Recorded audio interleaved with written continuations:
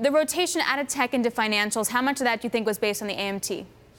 I think a lot of it. I mean, certainly if you believe in momentum as a factor, that has been one among many factors really driving the tech sector this year. It's sort of been a juggernaut, and it's hard to explain it in any other fashion other than to look at what was happening in terms of the AMT and this sort of snafu in them leaving it out of the bill.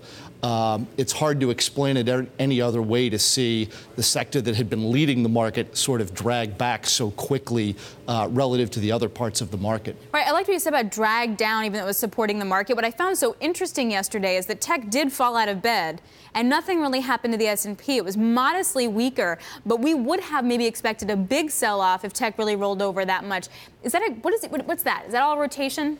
Well, I think we have to be careful with rotation. We do think in long terms about technology. We find it to be an attractive sector, but what investors have to remember is the tech sector is extremely dominant. It's almost 24%. It's almost a quarter of the S&P, which means it's very hard for the market to do much of anything if tech isn't at least playing along. What we saw yesterday was financials and some of the other sectors picked up the slack, but it's very hard in the long run for the market to make significant gains if tech isn't going to participate given the weight in the index. David, I wonder whether there isn't a larger point here, because that reaction in tech, if it's right, really undercuts the central Republican argument that if we give you more money as a corporation, you'll put it into capital investment, you'll do R&D and things like that, because the way this is drafted, they're not going to be any worse off than they were before. They're just keeping the corporate minimum tax where it was. They just want to have a comparative advantage. So doesn't this indicate that corporations are not going to put it into R&D?